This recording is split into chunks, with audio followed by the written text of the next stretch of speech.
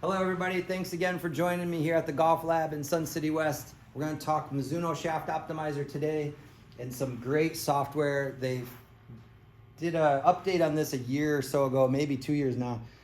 We added shaft lean and attack angle. So this device is measuring how I deliver the club. It's the angle, which is the lie angle of the club. This is toe up, this is toe down. So it's going to measure if I come in and extend and get up high with the shaft angle versus staying in posture and coming in low. It's going to measure shaft lean forward versus shaft lean back. It's also going to measure attack angle coming down to the ball. So it's saying my club head speed was 85 with a 7-iron. My tempo is 5. The factors are 1 to 9, so 5s are great. Toe down means I maintain posture pretty good. Kick angle is the measurement of the shaft kicking at impact. The club shaft can never be this way through impact. It doesn't lag. The club is loading on the way back when I transition, and then it's unloading in here, and it's always going to kick through impact. Release factor is the timing of when I release, early release versus late release. And then we get into shaft lean and attack angle. So 4 and a 5. That means decent. I like my shaft lean to be a little higher. So that means I launched it high, and I did. So I launched it at 21 degrees. I want that to be more like 18 on my machine. So I am going to hit another shot, and we'll show you how that changes.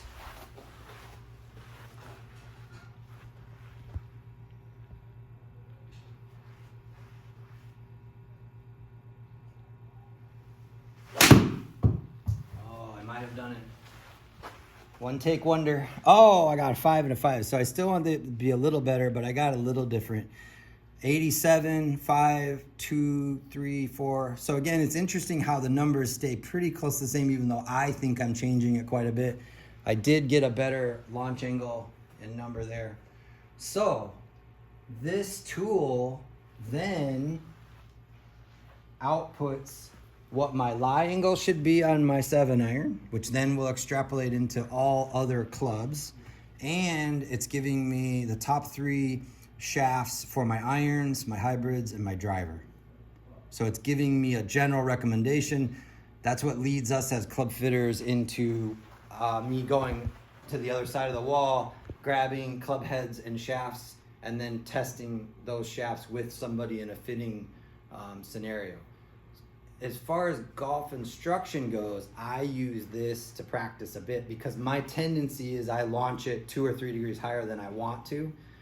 So when I see my shaft lean and my attack angle, I know what numbers I want. So I'm going to try to fix that after we get done with this video. So I'm going to try and get my shaft lean a little more forward. That means my CG's got to get over my left side. If I move my hips forward and I go this way, that does not create shaft lean. So I want my CG to move forward, and then I can get more shaft lean forward. It's very important with good swings. We also see this as a great fitting tool for wedges. So I can restart this app, and I can go into basically just a wedge fitting if I want to. Pretty cool technology. I love the fact that it's not radical different numbers. My numbers almost always seem to be pretty close to the same. I got to do something pretty radically different. Oh man, swinging good today. So 87, 5, 2, 2, 5, 5, 6. Interesting. Shaft lean staying the same, attack angle got better. So 17 degrees, 125. Pretty good. Skytrack's got a bad club head speed number. I do have to point that out. People are going to say something. Skytrack doesn't see the club head, so this is non-existing number. Formulated. So this is a better number. I'm usually between 87 and 91, maybe 92 if I'm really jumping at it. So again, great stuff here. Great stuff. Let's do one more.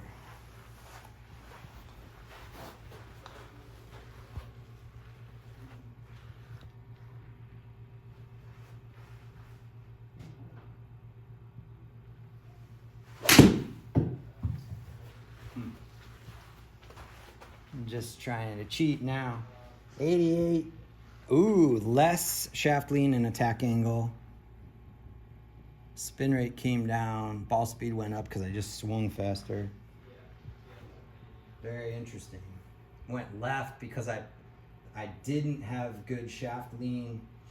That usually means my upper body's hanging back in my swing. So I flipped it left.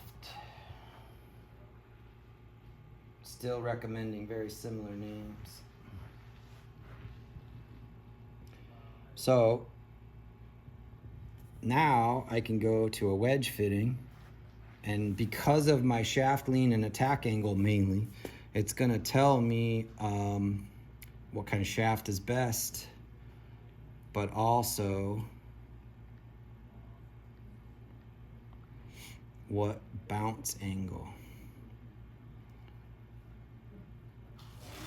So now it says I could have a 45, a 50, 55.